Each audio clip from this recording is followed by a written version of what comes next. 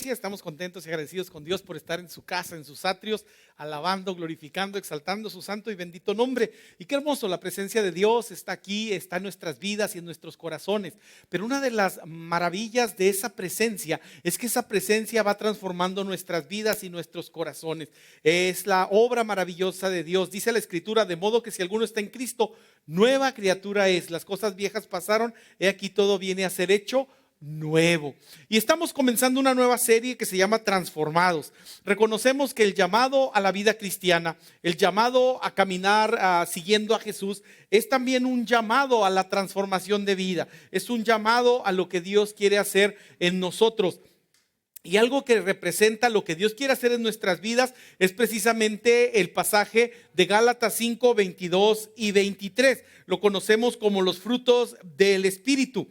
Y los frutos del Espíritu no son otra cosa sino el carácter de Jesús, transformando nuestra vida para ser de bendición donde quiera que estamos y donde quiera que vamos. Así es que yo te voy a pedir un favor, si este pasaje no lo tienes todavía memorizado, yo te invito para que lo memorices. Es Gálatas 5, 22 y 23, que dice: mas los frutos del Espíritu son amor, gozo, paz, paciencia, benignidad, bondad, fe, mansedumbre y templanza. Y luego agrega: contra tales cosas no hay ley. Gálatas 5, 22 y 23. Me gusta mucho la traducción del lenguaje actual. Dice: en cambio, el Espíritu de Dios nos hace amar a los demás, estar siempre alegres y vivir en paz con todos. Nos hace ser pacientes y amables y tratar bien a los demás, tener confianza en Dios, ser humildes y saber controlar nuestros malos deseos. No hay ley que esté en contra de todo esto, ¿verdad? ¿Y quién no quiere hacer eso?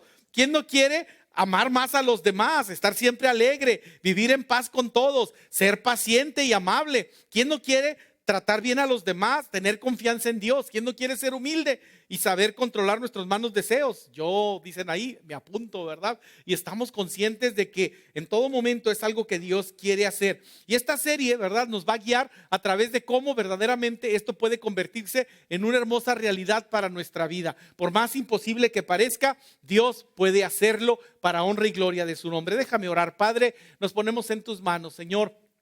Abre nuestra mente y nuestro corazón para que podamos con solicitud recibir tu palabra y esta palabra cumpla en nosotros el propósito por el cual tú la has enviado. Señor, esta palabra da vida y no vuelve a ti vacía, sino que transforma, Señor, nuestros pensamientos, Señor, por ende nuestras acciones y así nuestra vida, para que podamos ser, Señor, más y más a la imagen de tu Hijo Jesús. Bendícenos, Señor, y que podamos recibir esta palabra con gozo y alegría de corazón. En Cristo Jesús oramos. Amén. Amén. Pero déjame decirte que ante esta invitación que Dios nos hace a ser nuevas criaturas en Cristo, a ser personas transformadas, durante mis años como pastor, la pregunta que más escucho es: ¿por qué no puedo cambiar?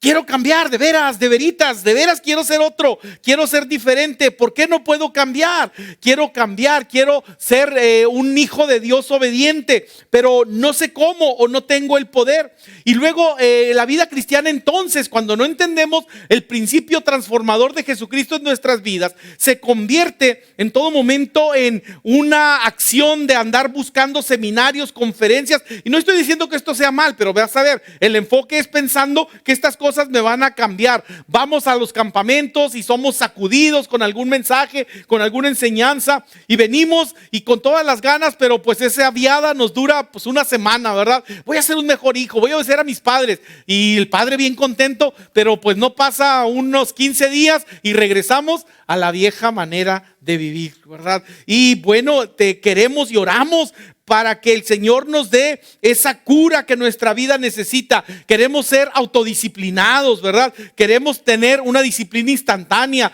una paciencia inmediata. Pensamos en todo momento que le pedimos a Dios y Dios en un momento a otro nos va a cambiar instantáneamente, pero pareciera como que no pasa, ¿verdad? Y nos da tristeza, sea en cualquier ámbito. Queremos comenzar ahora que inicia el año o inició el año una dieta, ¿verdad? Sin embargo, pues pronto nos desanimamos y regresamos a nuestros nocivos hábitos de alimentación, ¿verdad? Y entonces, pues esto nos afecta.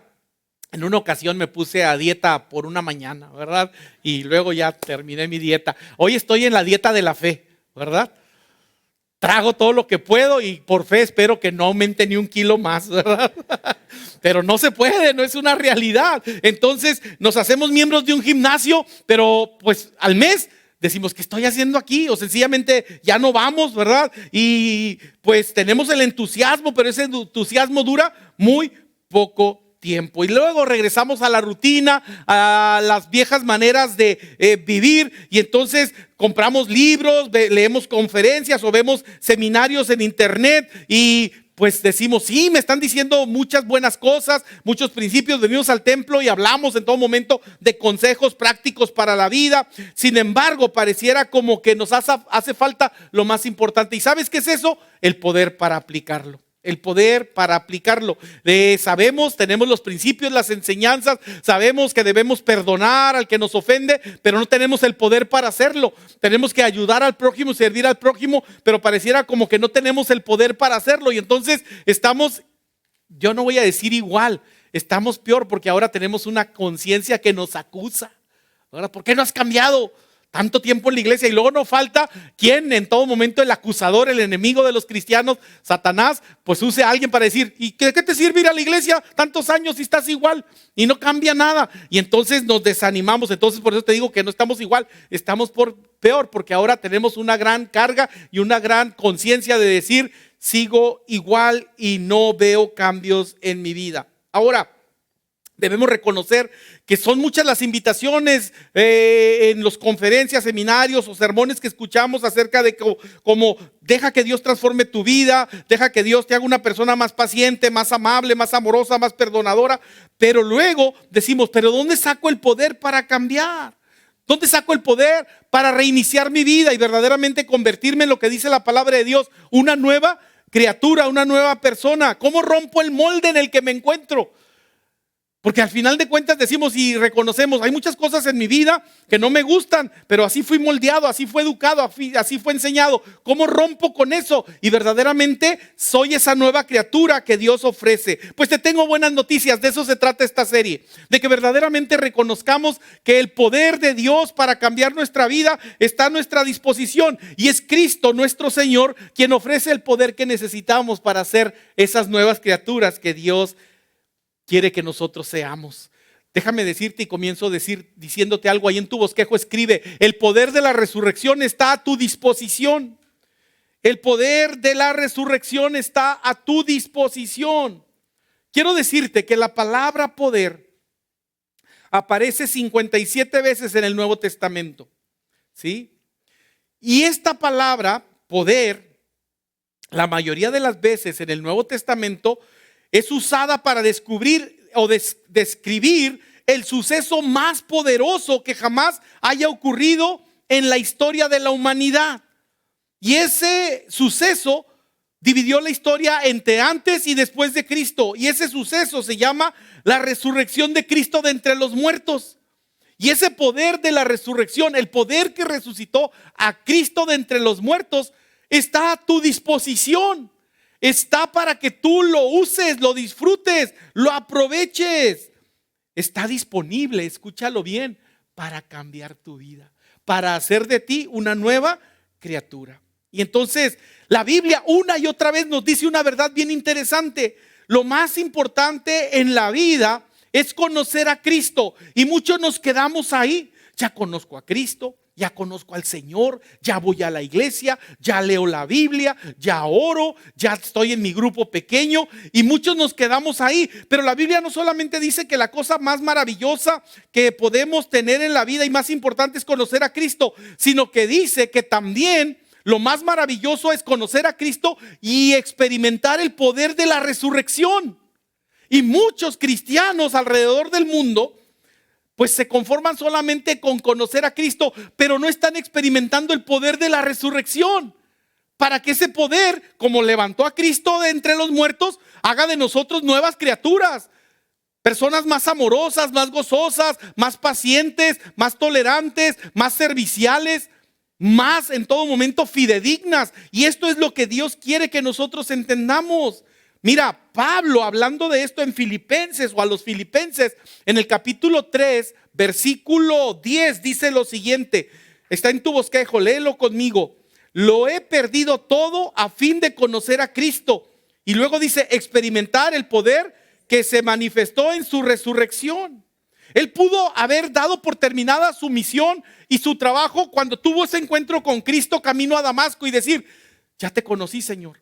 Te perseguí a tu iglesia, pero ahora me arrepiento y reconozco en todo momento lo que tú eres. Y gracias por revelarte a mí. Y pude escuchar tu voz. Pablo, Pablo, ¿por qué me persigues? Y ya te conocí. Y se hubiera ido contento a su casa y tan se acabó el problema y ya. Pero no, él dice, no solamente me bastó conocerte, sino qué hermoso es que pude experimentar el poder de tu resurrección.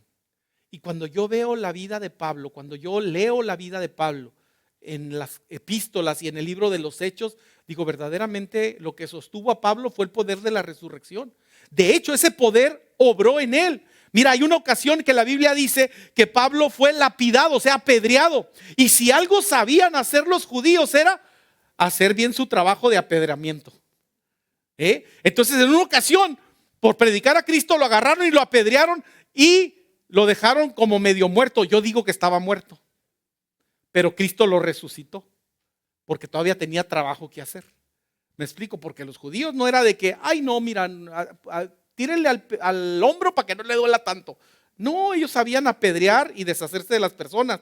Y ahí lo dejaron creyendo que estaba muerto. Pues estaba muerto, pero el Señor lo resucitó y cristianos fueron. Y al rato, ¿qué andaba haciendo Pablo? Ya andaba predicando la palabra de Dios. Yo no sé cuántos años hubiera tenido que pasar para yo reponerme de una lapidación como esta. Y él al poco tiempo ya estaba predicando la palabra de Dios. Por eso él pudo decir, lo he perdido todo a fin de conocer a Cristo y experimentar, no solamente conocer a Cristo, sino experimentar el poder que se manifestó en su resurrección. Y es tan poderoso esto que Pablo otra vez escribiendo a los Efesios en el capítulo 1, verso 19 al 20 dice, léelo conmigo. Y cuán incomparable es la grandeza de su poder a favor de los que creemos. Este poder es la fuerza grandiosa y eficaz que Dios ejerció en Cristo cuando lo resucitó entre los muertos y lo sentó a su derecha en las regiones celestiales. ¡Wow! Dice Pablo, no me conformo con conocer a Cristo, no me conformo con ir a la iglesia o juntarme con otros creyentes. Quiero experimentar el poder transformador de Cristo. Ese poder que levantó a Cristo entre los muertos debería de estar obrando en mi vida y voy a, con la ayuda de Dios, ponerme en una relación de tal manera con el Señor que ese poder se vea por donde quiera que estoy, donde quiera que voy. Y créeme que se vio en la vida de Pablo y debe verse en tu vida y debe verse en mi vida. Ahora, la palabra que en el Nuevo Testamento y Pablo usa para describir ese poder es la palabra griega dunamis. Esa es la palabra de poder que se usa en el Nuevo Testamento, dunamis. Y créeme cuando te digo que esa es la raíz de nuestra palabra dinamita. De ahí viene dinamita, dunamis. De ahí viene la palabra dinamita y el poder de Dios es dinamita espiritual. Así que Pablo está diciendo, ¿sabes? Te tengo buenas noticias. Dios quiere darte el poder de la dinamita espiritual en tu vida para que tu vida sea cambiada y transformada y hecha a la imagen de Jesús. Para que ya no vayas por la vida cristiana diciendo, no, yo no puedo ser como Jesús, soy un simple mortal, cucaracha, gusano. No, eres un hijo de Dios y en ti mora el poder de Dios de tal manera que tú tienes el poder para cambiar y ser hecho más y más a la imagen de Jesús, a pesar de lo que has vivido y de lo que has hecho. Y esto es lo que vamos a ver en esta primera parte, que es la introducción a esta serie, Transformados. Y usaremos los frutos del Espíritu para reconocer cómo esos frutos Dios los usa para transformar nuestra vida y hacernos más a la imagen y carácter de Jesús. ¡Wow! Ahora, ese poder que operó levantando a Cristo entre los muertos, está disponible para nosotros ahora mismo para transformar, escucha bien, nuestras debilidades en fortalezas, nuestros defectos en virtudes. ¿Me explico? Ahora, esto es algo que en todo momento debemos entender y debemos creerlo. Nosotros a veces decimos, es que ¿por qué soy así? Y bueno, el problema es que eres así y quieres seguir tú controlando la forma como tú eres. Pero si lo que tú eres se lo das al Señor, el Señor lo puede usar para bendición. Te voy a poner un ejemplo muy sencillo. Cuando nosotros leemos en los evangelios la vida de Pedro, nos damos cuenta que Pedro era muy impulsivo. Impulsivo, así de rápido, ¿verdad? Era el cerillito, ¿verdad? nomás lo provocaban y perdía la cabeza, ¿verdad? Entonces, así es Pedro, de tal manera que siempre decía, no, Señor, todos te van a negar, pero yo no te voy a negar. Y rápido respondía y rápido sacó la espada y le cortó la oreja a Malco, el hijo del el siervo del sumo sacerdote. Y así y entonces, pues, pronto negó al Señor, hizo muchas barbaridades Pedro, ¿verdad? Sin embargo, cuando ya se encomendó al Señor, esa impulsividad, esa rápida acción, esa forma de ser, vamos a decirlo así, ¿verdad? Rápido para reaccionar, permitió que cuando ya el Señor tenía control de su vida, ante la primera oportunidad que se presentó para predicar el mensaje y el evangelio de las buenas nuevas, ¿sabes quién fue el primero que se levantó y empezó a predicar? Pedro. En el Pentecostés, el primer sermón que aparece ya de los discípulos, lo lleva a cabo o lo predica Pedro, ¿verdad? Entonces, este poder está ahí para vencer y en todo momento ayudarnos en el nombre de Jesús a ser más que vencedores. Y la pregunta que nos hacemos es, ¿qué hace el poder de Dios? Hace 3 cosas maravillosas y las vas a escribir. Lo primero que el poder de Dios hace, escríbele, perdona nuestro pasado. Perdona mi pasado, ¿sí? El poder de Dios que resucitó a Cristo de entre los muertos, la primera obra maravillosa que hace en mi vida es perdonar mi pasado, perdonar mi pecado. Sí, estoy hablando de tus pecados, de tus fracasos, de tus errores, de tus remordimientos. Y cuando estoy hablando de perdonar, estoy hablando de anular. No me refiero a negar como que nunca pasó, es a reconocer que aunque pasó, ya no serán tomados en contra o en cuenta contra mí. ¿Sí? Como si nunca hubieran existido mis errores. ¿Sabes qué es las cosas que más me detienen para ser una nueva criatura en Cristo, para cambiar y ser transformado? Mi pasado. Me digo yo mismo muchas veces, ¿a quién quiero engañar si yo no soy así? Quiero ser una persona más amorosa, pero ¿a quién quieres engañar, Isaí, si tú no eres amoroso? Nunca lo has sido. Al contrario, tienes un corazón amargadón, ¿verdad? Agrio. ¿Y a quién engaño? Entonces, como sigo creyéndole a mi pasado, no dejo que Dios me convierta y transforme en una persona más amorosa.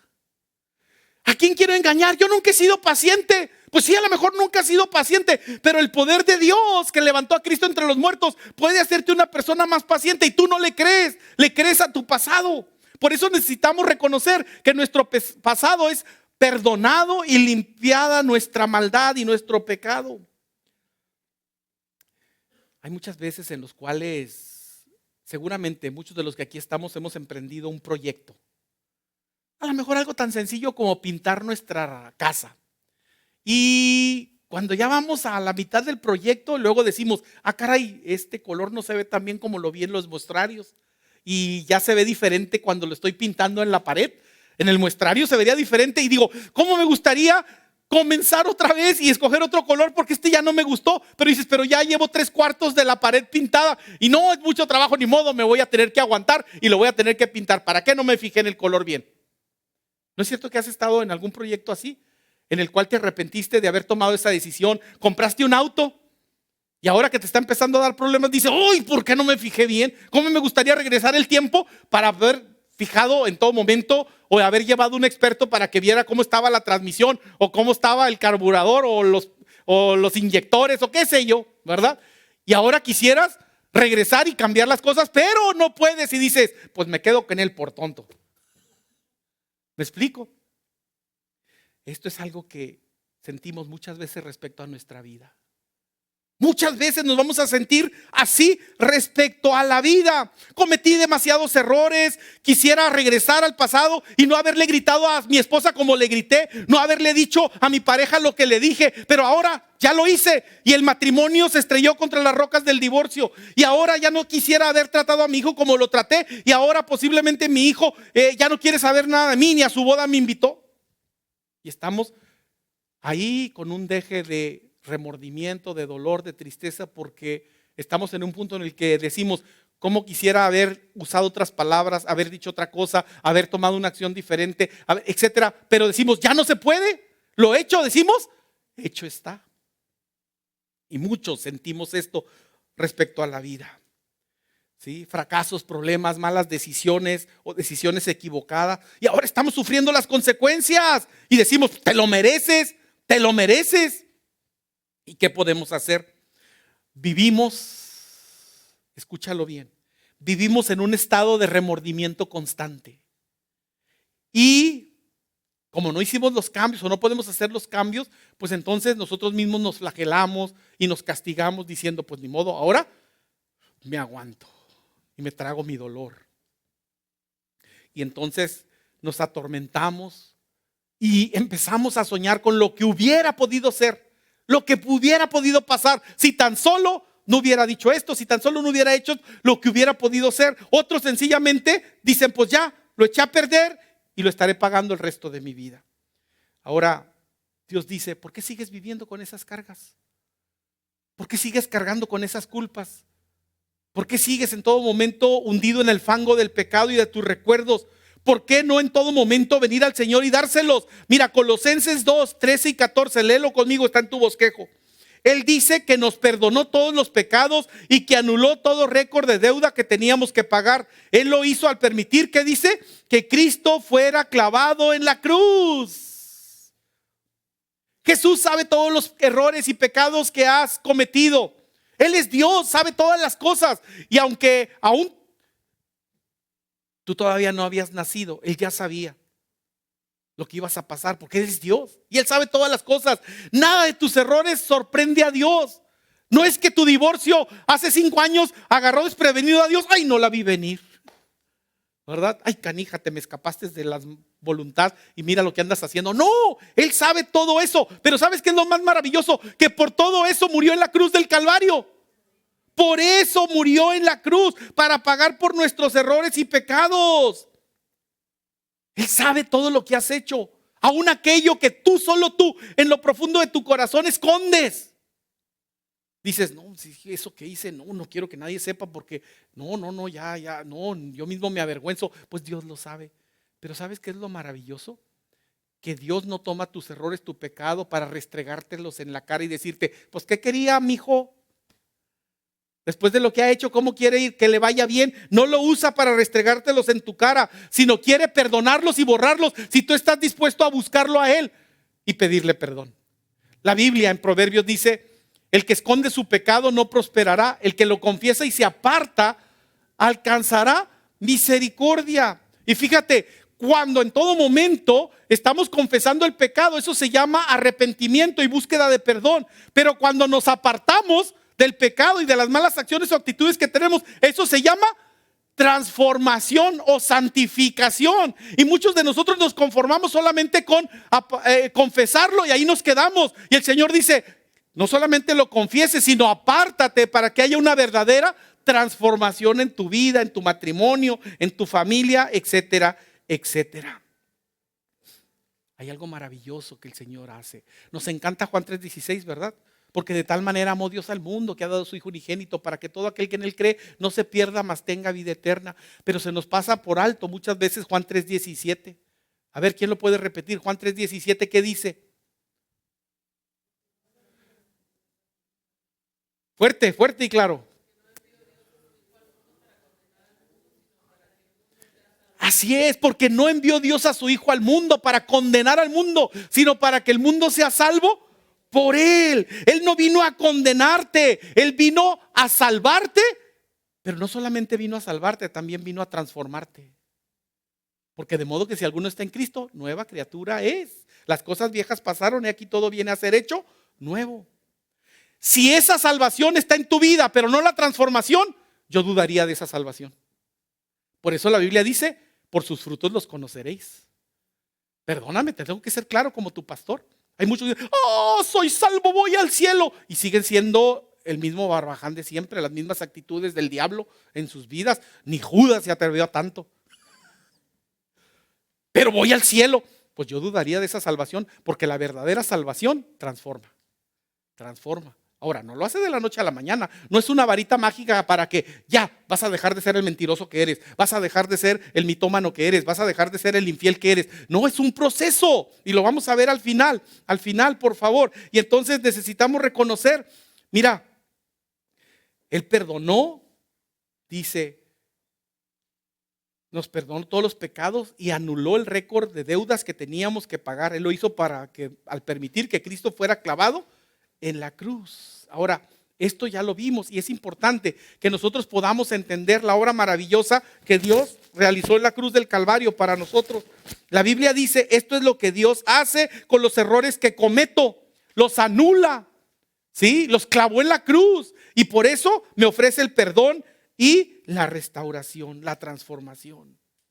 En Jeremías 31:4 aparece en tu bosquejo, Dios le dice a los israelitas, léelo conmigo, les perdonaré su iniquidad y nunca más me acordaré de sus palabras. Cuando vamos al Antiguo Testamento y leemos cómo era el pueblo de Israel, decimos, ya se pasan, hombre, veían los milagros de Dios y los portentos de Dios y el poder de Dios y seguían de incrédulos. Pues el pueblo de Israel nos representa a nosotros. Así somos, porque no nomás a nosotros y al pueblo de Israel, representa a toda la humanidad. Vemos la tempestad y no nos hincamos, como dicen comúnmente, ¿verdad? Entonces, lo más interesante es que dice el Señor, conozco su iniquidad, pero ¿saben qué? Les perdonaré su iniquidad y nunca más me acordaré de sus palabras, de sus palabras. Qué maravillosa es la obra que Dios hace. Esta es una de las declaraciones más maravillosas que escuchamos en la Biblia. Y Dios lo hizo. Varios reyes de Israel fueron pésimos reyes, alejaron al pueblo de Dios. Y uno de esos reyes se llamaba Acaz. Acaz fue terrible, terrible. Levantó imágenes, adoró ídolos, apartó al pueblo de buscar a Dios. Pero al final de sus años le llegó una enfermedad muy grave. Y le pidió perdón a Dios. ¿Y sabes qué hizo Dios? Le dijo, ahora sí me buscas, ¿verdad? No, pues ahora te friegas. Así le dijo el Señor. ¡No! Lo perdonó. Lo perdonó. Y no nomás él. Hay muchos reyes de Israel que cuando voltearon su rostro al Señor, ¿verdad? El Señor detuvo su ira contra Israel. Y ahí venían los babilonios, pero no va a ser en tu reinado. Me voy a esperar porque volviste tu rostro hacia Dios. Y le mandaba a los profetas. Y así es. El Señor en todo momento quiere que tú vuelvas tu rostro hacia Él, para que toda la maldición y todos los errores no caigan sobre ti, sino que sean perdonados y en todo momento pueda ser sanado tu corazón. ¿Sí? Cuando vamos a Dios, en todo momento nos cuesta mucho trabajo porque decimos, ¿cómo puedo buscar al Señor en este sentir si he sido tan horriblemente malo, pecador y ahora muy oriundo voy a ir? Es lo que el Señor quiere. ¿Me explico? La invitación que hace, venid a mí todos los que estáis trabajados y cargados, que yo os haré descansar. ¿Me explico? Ahora, esto lo hace porque dio su vida en la cruz del Calvario por nuestros pecados. Esto lo hace porque Él en todo momento dio su vida y derramó su sangre para que esto sucediera, nuestros pecados fueran perdonados y cubierta nuestra maldad. Y porque Él hizo eso en la cruz, ahora si confesamos nuestros pecados, Él es fiel y justo para perdonar nuestros pecados y limpiarnos de toda maldad.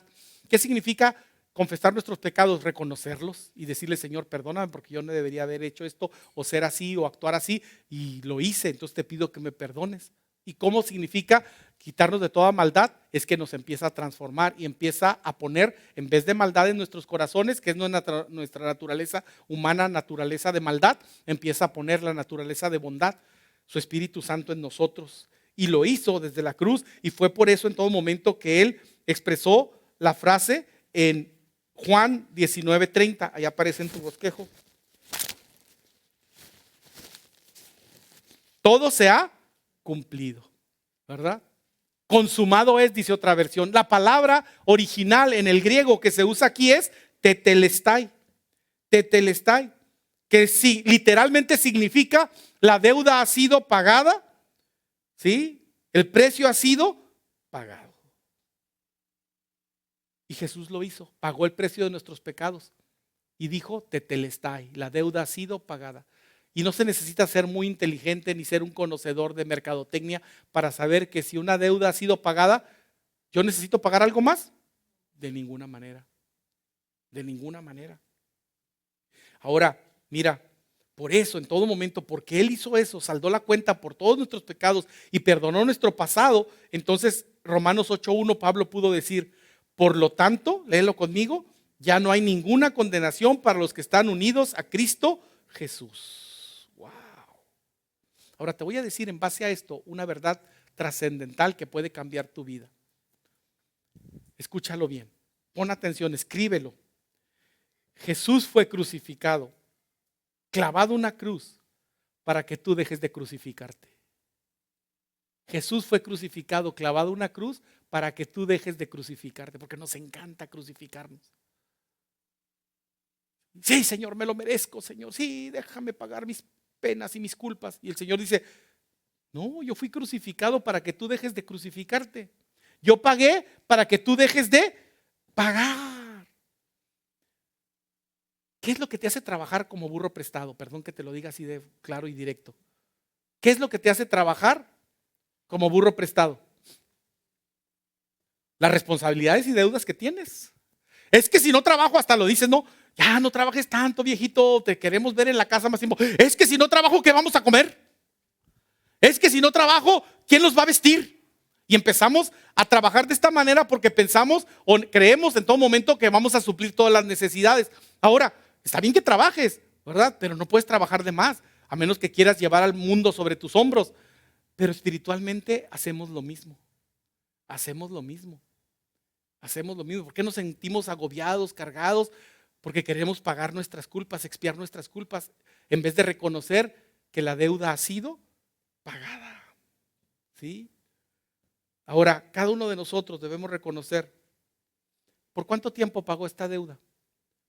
Cuando yo comparto el evangelio y llego a este punto, hay personas que me preguntan y me dicen, ¿por cuáles pecados míos murió Cristo?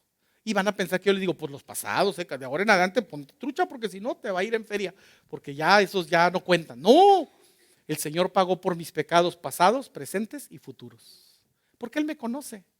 Y ninguno de nosotros puede decir, no, pastor, yo desde que conocí a Cristo ya no volví a pecar, nunca más. Si alguno dice que no tiene pecado, el tal es mentiroso y hace mentiroso a Dios, dice Juan en su primera epístola, ¿verdad?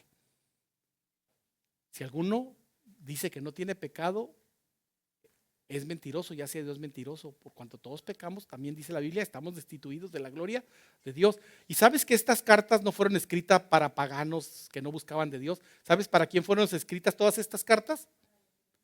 Para la iglesia. Pero tú no las lees.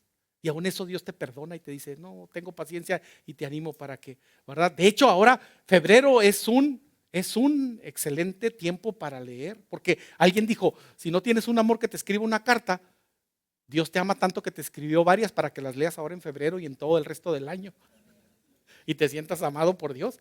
No tienes una carta que leer, lee las cartas que Dios te escribió y vas a darte cuenta cuánto Dios te ama. Mira, la Biblia dice que cuando le entregamos a Dios nuestros pecados, nuestros errores, nuestros fracasos, Él no solamente los toma y se encarga de ellos, sino que los arroja hasta el fondo del mar y pone un letrero, no pescar. Mira, Él quiere que nosotros sigamos trayéndole nuestros pecados para que Él se encargue de ellos. Mira lo que dice Filipenses 3, 13 y 14. Pablo, hablando de esto, dice, olvidando lo que queda atrás, sigo avanzando hacia la meta para ganar el premio que Dios ofrece mediante su llamamiento celestial en Cristo Jesús. Sin embargo, aquí hay un problema que sucede. ¿Cuántos de ustedes, levanten su mano por favor, han tenido un cortocircuito en casa? Hay varios, ¿verdad? Varios. Los demás pues son electricistas, yo creo. O está bien hecha la electricidad, o no se preocupen, en algún momento van a tener un cortocircuito.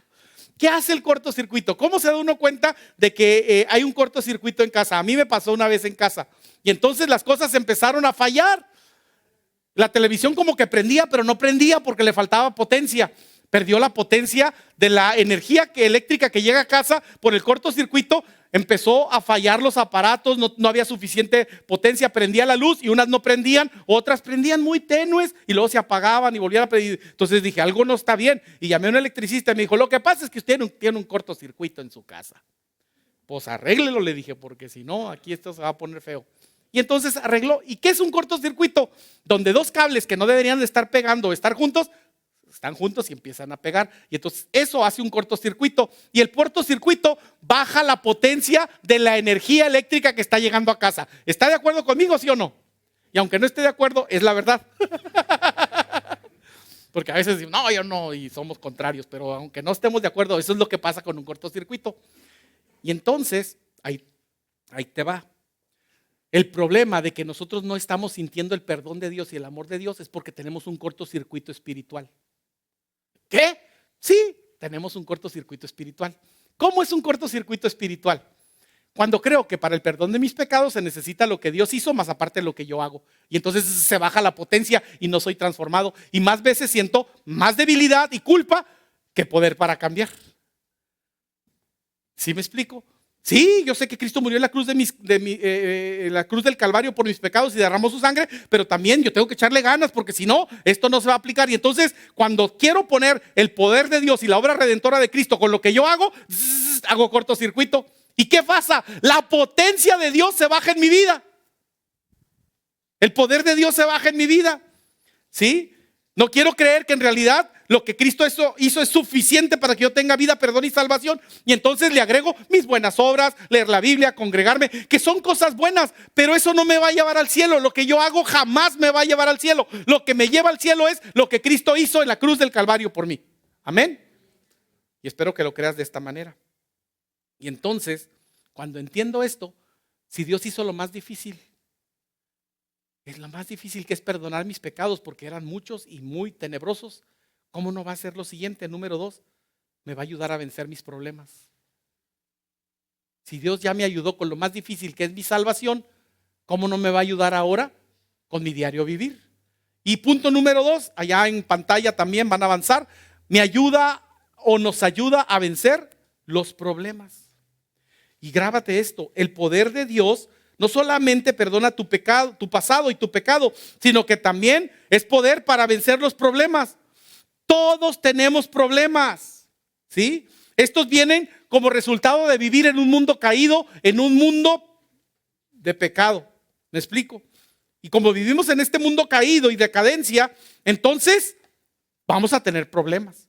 A veces nosotros los generamos, a veces alguien más los genera y nos afecta, pero todos absolutamente tenemos problemas. Si tú dices, no, yo no tengo problemas, pastor, tócate el pulso, a lo mejor estás muerto.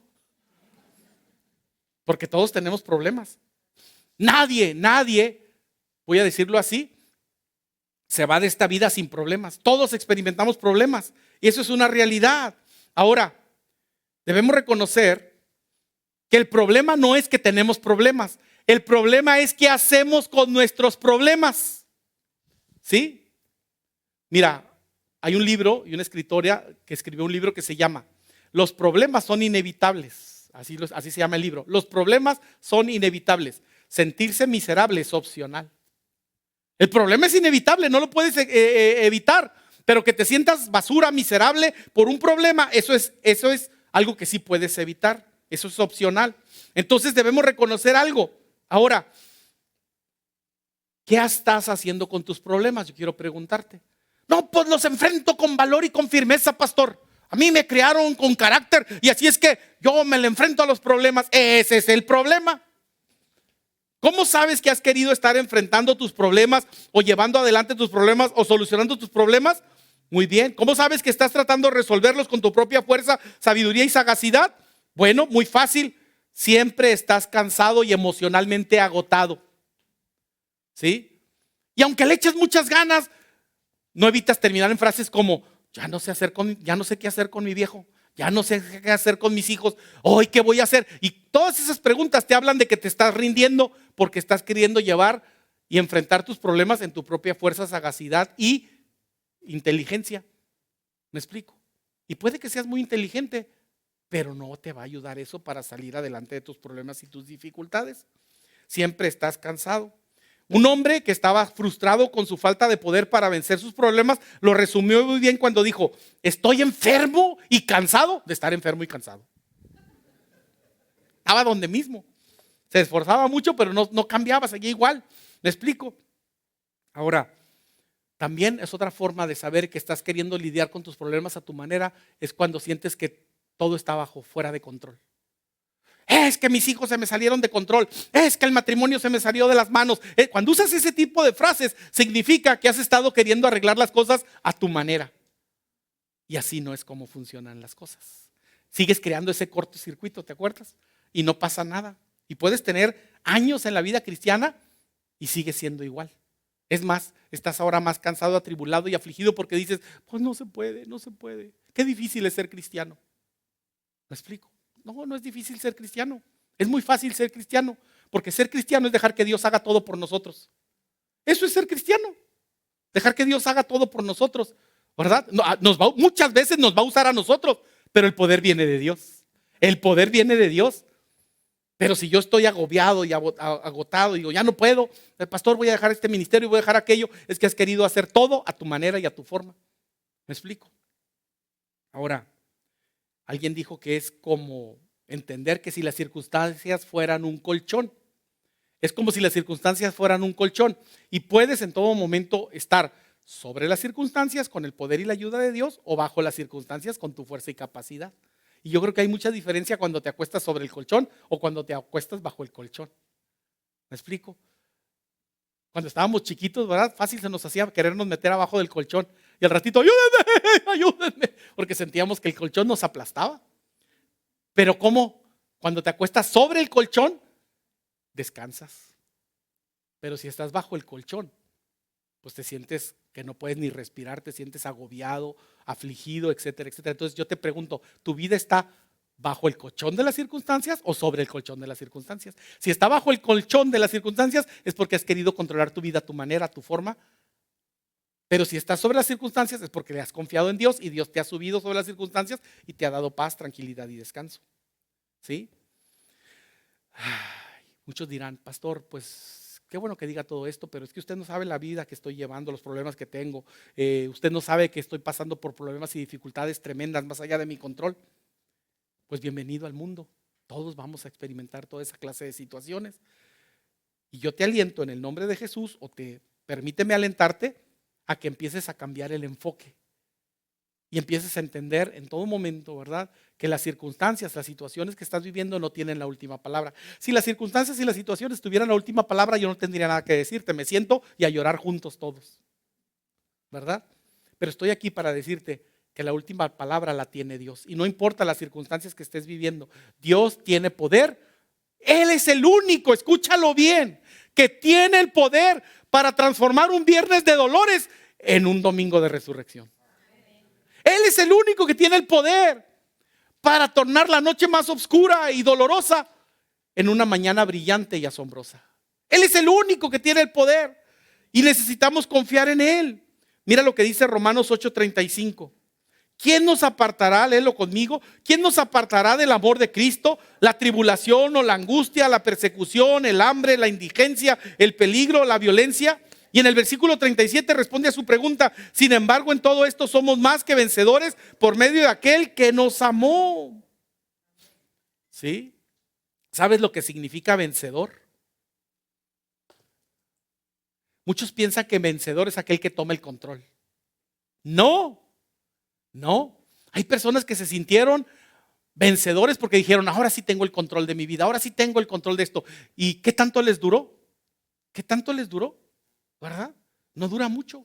Vencedor no es aquel que toma el control. ¿Sabes quién es en todo momento vencedor? Aquel que le da el control de su vida a Dios. Por eso la Biblia dice: cuando tú haces eso, no solamente eres vencedor, eres más que vencedor. Eres vencedor cuando tú dices: ya le agarré a esto y voy a sacarlo adelante. Eres vencedor, pero Dios quiere que seas más que vencedor. Y cuando eres más que vencedor es porque dices: no dependo de mi sagacidad, sabiduría o entendimiento de las cosas, dependo de Dios. Y Él me va a hacer más que vencedor. Y Él es el único que, haciéndonos más que vencedores, hace que todas las cosas ayuden para bien. Aún problemas y dificultades, Él los puede tornar en bendición. ¿Me explico? Y tú dices: ¿cómo? Sí. ¿Sabes cuál es la mayor bendición? Aún el peor error y el peor pecado, Dios lo puede tornar en bendición. ¿Y sabes cuál es la bendición? Que yo me arrepiente y me vuelva a Dios. ¿Me explico? Esto es algo que necesitamos entender. No importa qué oscura y llena de desesperanza sea tu situación, Dios la puede cambiar. ¿Sí? El Señor es un Dios de esperanza, de poder.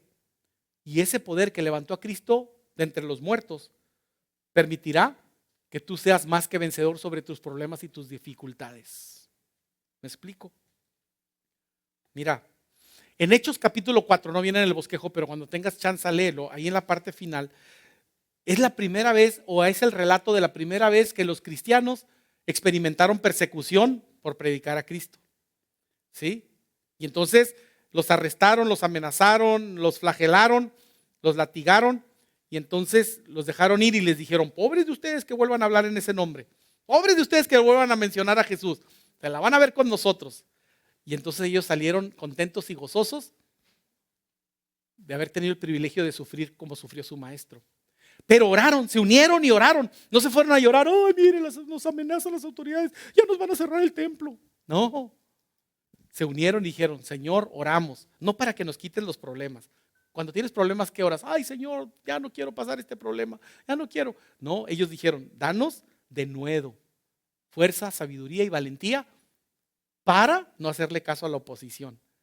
Danos audacia sobrenatural para que sigamos siendo hijos tuyos, predicando tu palabra a pesar de las circunstancias. Y es cuando verdaderamente, porque el enemigo quiere usar las circunstancias para alejarte de Dios. Pero cuando tú le dices: Señor, mi matrimonio está pero feo, pero dame fuerza y sabiduría para seguirte buscando a pesar de cómo está mi matrimonio, a pesar de lo que veo con mis hijos, a pesar de lo que estoy pasando, yo, Señor, voy a seguir buscándote. Entonces el Señor te coronará de favores y misericordias. ¿Sabes? Ante los problemas y las dificultades, la mayoría, y digo entre comillas, ¿verdad?, la mayoría de los cristianos dejan de ser cristianos. ¿Quién va a leer la Biblia si tengo problemas y dificultades? ¿Cómo quiere que me congregue, pastor, si tengo problemas? Pues ahí es cuando más necesitamos al Señor. Es cuando más necesitamos buscarle. Pero no lo hacemos. Entonces no nos coronamos de favores y misericordias de Dios, sino que le creemos a las circunstancias y lejos de Dios, no, pues nos va como en feria. Pero cuando estamos en el Señor, cuando estamos en Dios, entonces a los que amamos a Dios, todas las cosas ayudan para bien. A mí me encanta ese pasaje, pero el problema es que nuestra tendencia natural es enfocarnos a todo vaya para bien. Pero el énfasis de Dios no está en que todo vaya para bien. El énfasis de Dios está en a los que amamos a Dios. Ama a Dios y créeme, todo va a ir para bien. Y lo más maravilloso es que Dios va, punto número 3, en su poder a cambiar mi carácter.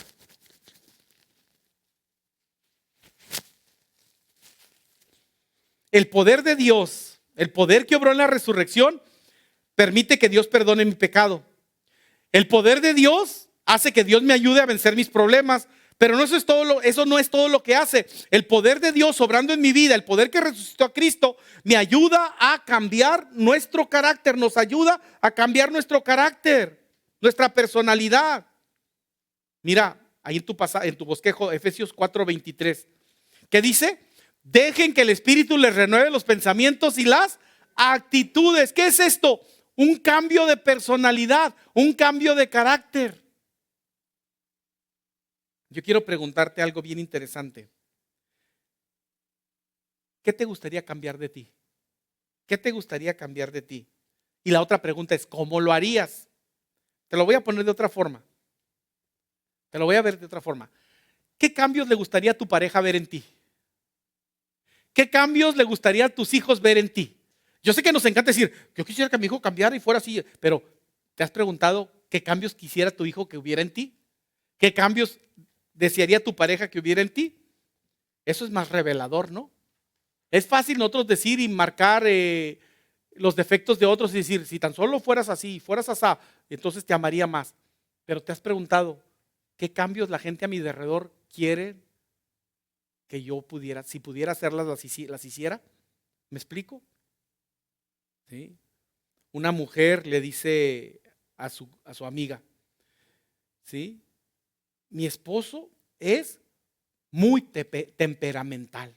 Sí, de veras, le dijo. Sí, dijo, mi esposo es 90% temperamento y 10% mental. Temperamental. 90% temperamento y 10% mental. Ahora, quiero preguntarte, ¿cómo completarías esta oración? Es muy de mí. Escúchalo bien. ¿Qué dirías? Es muy de mí, complétala. Es muy de mí que llegue tarde a mis compromisos. Es muy de mí que me irrite rápidamente. Es muy de mí que me impaciente fácilmente. ¿Cómo completarías esa oración? Tú. Escríbelo ahí en tu bosquejo. Es muy de mí. Es muy característico de mí. Gracias. Me agarró una alergia. ¿Sí? Es propio de mí meter la pata, pastor. Híjole, no hombre, me han dicho, mi esposa me dice, ¿verdad? Y empiezas a pensar, es muy de mí ser imprudente. Es muy de mí. ¿Cómo completarías esa frase? ¿Sí? Es muy de mí explotar. Es muy de mí deprimirme. Es muy de mí enojarme. Creo que estamos bien seguros de lo que pudiéramos cambiar en nuestra vida si quisiéramos hacerlo, ¿cierto o no es cierto? Pero seguimos haciendo cortocircuito. Pues debemos decirle al Señor, Señor, yo quiero que tú me cambies, que me hagas diferente. Y en ese cambio, ¿qué debes saber? Preguntamos, ¿qué debes saber o qué debemos saber? Lo que debes saber es que Dios usó un proceso. Dios usó un proceso. Dios usó un proceso de 2 pasos para cambiar tu vida. El primer paso se explica en 2 Corintios 5:17. Si alguno está en Cristo, es una nueva creación. Lo viejo ha pasado, ha llegado ya lo nuevo. Entonces el primer paso, el primer momento crucial para cambiar es cuando someto mi vida a Cristo. Señor, no me gusta cómo soy. No me gusta cómo reacciono. No me gusta cómo actúo. Así es que yo quiero entregarte mi vida y dártela para que tú la controles. Yo he tenido el control. Y fíjate, yo te estoy hablando a ti que eres cristiano de muchos años. Posiblemente eres cristiano de muchos años, pero ¿sabes quién gobierna tu vida y quién dirige tu vida? Tú, yo. Y el yo, y yo hago esto, y yo hago aquello, y yo dejo, y el yo aflora. Y el yo busca plataforma, y el yo busca reconocimiento, y cuando no se lo dan, se siente, ¿verdad? Yo me mato por ellos y no me hacen caso, mis hijos no valoran. ¿Quién está gobernando ahí? El yo. Y nomás te va a meter en más problemas. El yo reclama, el yo exige. Entonces, el primer paso para el proceso es decirle, Señor, ya no vivo yo, mas Cristo vive en mí. Esto en todo momento, ahí empieza el proceso. Cuando yo le digo, Señor, ya no quiero ser director, ya no quiero ser en todo momento el jefe de mi vida, quiero que tú lo seas. La Biblia nos enseña que en el corazón hay un trono y alguien está sentado en ese trono. A veces es el yo, ¿verdad? Y el yo dice, aquí nomás mis chicharrones truenan. Y si hacen lo que digo, les guste o no. Otras veces es un vicio. Alguien está sentado en el trono de tu corazón. Pues sea quien sea, le vas a decir, quítate porque ahora quiero que Cristo ocupe. Yo voluntariamente le cedo el control de mi vida a Cristo. A lo mejor es un vicio, una mala actitud, una maña, lo que tú quieras, está sentado en el trono y tienes que reconocerlo hoy y decirle, ya no te quiero en el trono de mi vida. Vieras cuántos dolores de cabeza me has metido, cuántos problemas me has metido y ya no te quiero. Juchi, juchi. Así dile. A esa maña, a ese vicio, a esa actitud, tienes que decirle, hazte a un lado, porque ahora sí llegó el mero mero a mi vida, Cristo. ¿Te estás conectando conmigo? ¿Sí? Nacer de nuevo no quiere decir que nos reencarnamos o que en todo momento, ¿verdad? Vamos a regresar al vientre de nuestra madre, como dijo Nicodemo, y nacer de nuevo. No, nacer de nuevo significa que yo reconozco que mi vida no puede seguir siendo guiada por mí o por esa cosa o persona o vicio o actitud o maña a la quien yo le había dado el control. Nacer de nuevo significa decirle, Señor, quiero una nueva vida y el único que me la puede dar eres tú. Quiero un nuevo carácter y el único que me lo puede dar eres tú. Quiero en todo momento un nuevo matrimonio y el único que me lo puede dar eres tú. Quiero una nueva paternidad, quiero ser una nueva madre o un nuevo padre y el único que me puede hacer un mejor padre, una mejor madre, eres tú. Eso es en todo momento nacer de nuevo. Y luego, ¿sí? Esa es la primera, solo el comienzo. Y la segunda va seguida de ese proceso de toda la vida, de Romanos 12:2. ¿Sí? Y aquí está parafraseado. No permitas, léelo conmigo, no permita que el mundo que lo rodea lo apriete en su propio molde, sino deje que Dios lo renueve de una forma que cambie la actitud de su mente. Así comprobará en la práctica que la voluntad de Dios es buena, agradable para Él y perfecta. En esta serie estaremos examinando en todo momento a detalle cómo Dios nos ayuda a cambiar. y las herramientas que Él usa para cambiarnos, ¿sí? Cómo Él va a empezar a producir en nosotros el molde del Espíritu Santo y quitar de nosotros eso que nos estaba moldeando, porque a lo mejor fui moldeado por la amargura y entonces soy, ¿verdad? Como dicen, termino mis años siendo amargado y resentido. Porque ¿qué me moldeó? ¿Verdad? ¿Sí? La burra no era arisca. Dejó que la amargura y el resentimiento la moldearan y entonces terminó siendo arisca. ¿Me explico? Lo que soy es el resultado de lo que yo he dejado que moldee mi vida. Si soy mentiroso, mañoso, ¿qué me ha moldeado? La mentira y el engaño. ¿Me explico? ¿Te acuerdas en todo momento de la vida de Jacob? Jacob dejó que sus circunstancias lo moldearan y se hizo astuto, mañoso, suplantador, etcétera, etcétera, ¿verdad? Y pagó las consecuencias. Y en medio de todo buscaba al Señor, pero no había sido totalmente transformado hasta que tuvo un encuentro en el vado de Jaboc con Dios. Y Dios lo quebrantó. Y también quiso hacerle lo mismo, ¿verdad? En todo momento, no, Señor, no te dejaré hasta que no me bendigas. Y el Señor sencillamente tocó, ¡tac!, aquí, en la parte del muslo interior, y él se desguanzó. Y desde entonces empezó a renquear. Y así caminaba ahora Jacob. De ser un hombre fuerte y que todas las podía, ahora caminaba así. Y cada vez que cojeaba recordaba, necesito al Señor, yo no puedo. Mis mañas me llevaron hasta este punto, pero ahora voy a pasar este vado y me quedan dos cosas. O sigo siendo el suplantador o engañador, o verdaderamente dejo de ser Jacob y me convierto en Israel. Dale gracias a Dios, no te vas a cambiar de nombre, pero sí vas a cambiar de actitud. Estás exactamente en ese punto y Dios quiere hacerlo. Ahora, no lo pospongas. Hay una historia que a mí me sacude y es la historia de las plagas de Egipto. Y dentro de muchas plagas, una de las plagas que se llevó a cabo en Egipto, dentro de muchas plagas, una de las plagas fue la plaga de ranas. ¿Sí? ¿Estás conmigo? ¿Has leído esta historia? Y entonces las ranas invadieron Egipto, a los egipcios, y estaban en su estufa, y estaban en sus ollas, y estaban en sus camas, y no podían ni pisar porque estaban llenos de ranas. Y entonces Faraón se desesperó y dijo, tráiganme a Moisés, porque ya me hartaron estas ranas. Y entonces Moisés llegó y le dijo, ¿qué puedo hacer por ti? Y dijo, si tú te llevas estas ranas, si haces que estas ranas desaparezcan, yo voy a dejar ir al pueblo. Y entonces Moisés le dijo, ¿cuándo quieres que me lleve las ranas? Yo, desde mi perspectiva muy limitada, si estaba tan harto de las ranas, si era tanta molestia de las ranas, yo le hubiera dicho, ahorita, en este momento, llévatelas, desaparécelas, que cuando yo parpadee, desaparezcan las ranas. Pero no lo hizo. ¿Sabes qué dijo Faraón? Mañana, o sea, prefirió pasar una noche más con las ranas. Yo no sé si les había agarrado cariño, no sé. Ya a lo mejor hacían competencias de ranas, no sé. Porque dijo, déjamelas una noche más para disfrutarlas antes de que se vayan. Pero esto ejemplifica mucho lo que nosotros hacemos. ¿Qué es esa rana que te está molestando? Un mal carácter, una mala actitud. Y el Señor te dice, yo tengo el poder para cambiarte. ¿Cuándo quieres que te cambie? Y tú dices, mañana, Señor. Mañana. Porque hoy quiero desquitarme de mi viejo. Hoy quiero desquitarme de mis hijos, ¿verdad? Entonces no te lleves la rana porque la rana pues me ayuda, ¿verdad? La decisión es tuya. ¿Cuántos años tienes en la vida cristiana? Posiblemente no has cambiado algunas cosas que ya deberían de haber cambiado, pero reconoces hoy es que los quise cambiar a mi manera y Dios es el único que los puede cambiar. O quizás sigues atado y dices, pues es que así soy, mal hablado, así soy, mentiroso, así soy, engañador.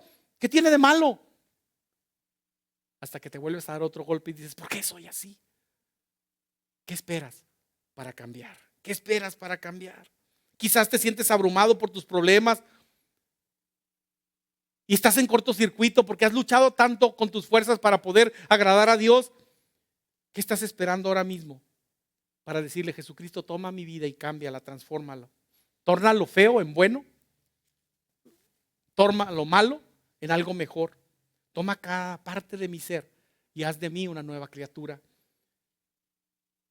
Ayúdame a permitir en mi vida, dile a Dios, que el poder de la resurrección haga la obra maravillosa que tú en todo momento compraste para mí en la cruz del Calvario. Y ahí está la invitación. ¿Qué vas a hacer? ¿Una noche más con las ranas? ¿O te vas a levantar y decirle, Señor, ya no quiero este defecto, ya no quiero esta maña, ya no quiero esta actitud, Señor, en tu nombre, hazme nueva criatura? Y me pongo de pie haciendo un pacto contigo para venir a esta serie y escuchar cómo tú vas a empezar a transformar mi vida.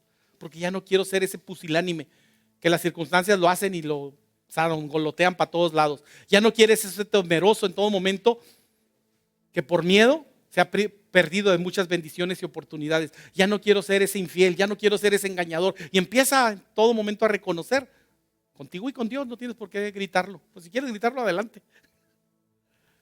Pero yo te invito para que te pongas de pie y le digas al Señor, Señor, haz de mí una nueva criatura.